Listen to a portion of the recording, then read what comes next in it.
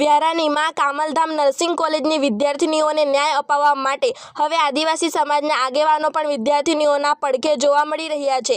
આદિવાસી સમાજના આગેવાનો અને વિદ્યાર્થીનીઓએ સાથે મળીને જિલ્લા કલેક્ટરને સંબોધતું આવેદનપત્ર પાઠવ્યું હતું।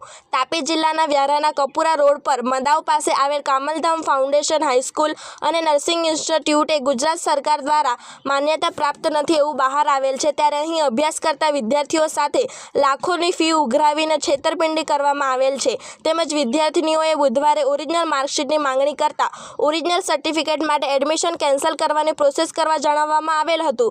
ત્યારબાદ જ સર્ટિફિકેટ આપીશું તેમજ બાકી રહેતી ફી પણ ભરવા જણાવેલ છે, પરંતુ અહીં સંસ્થા જ બોગસ હોય એવું માલુમ પડી રહ્યું છે। ત્યારે તમામ વિદ્યાર્થીઓના ઓરિજિનલ સર્ટિફિકેટ તેમજ અત્યાર સુધીમાં ભરવામાં આવેલ તમામ ફી વિદ્યાર્થીઓને પરત મળે તે બાબતે વિદ્યાર્થીનીઓ તથા આદિવાસી સમાજના આગેવાનોએ જિલ્લા કલેક્ટરને સંબોધતું આવેદનપત્ર પાઠવ્યું હતું। તેમજ આ મામલે યોગ્ય કાર્યવાહી કરવામાં આવે તથા વિદ્યાર્થીનીઓને ન્યાય અપાવવામાં આવે તેવી માંગ કરવામાં આવી રહી છે। આવેલ માં કામલધામ ફાઉન્ડેશન અને એમાં અભ્યાસ કરતા વિદ્યાર્થીઓ એમને છેલ્લા 3 વર્ષથી અન્યાય કરવામાં આવી રહ્યો છે। એ સંસ્થા ગુજરાત સરકાર માન્ય સંસ્થા નથી, જે એક આઈટીઆઈ દ્વારા બહાર આવ્યું છે અને આજરોજ આ વિદ્યાર્થીઓ તે સંસ્થામાં સર્ટિફિકેટ પરત લેવા માટે ગયા હતા, પરંતુ એ સર્ટિફિકેટો પરત આપવાની ના પાડી છે અને જે બાકી જે ફી છે એ ફી ભર્યો તો જ તમને સર્ટિફિકેટ મળશે એવું જણાવવામાં આવ્યું છે।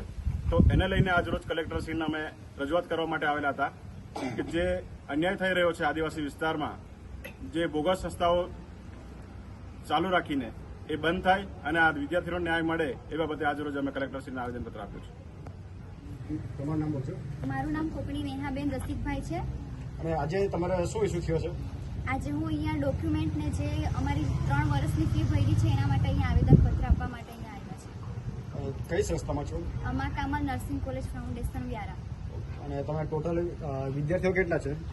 ટોટલ 100 જેટલા વિદ્યાર્થીઓ છે। અને તમારી જે તમારી ટોટલ ફીસ કેટલી છે? ફીસ અમારે 3 લાખથી વધારે છે।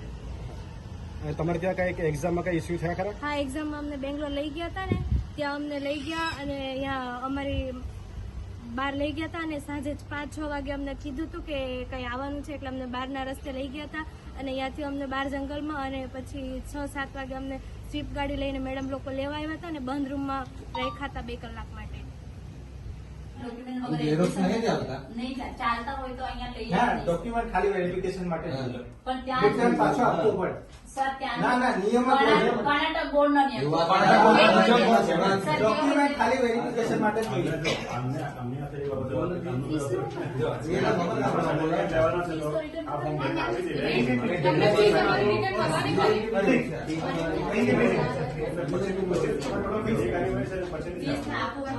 અલગ અલગ હોય છે।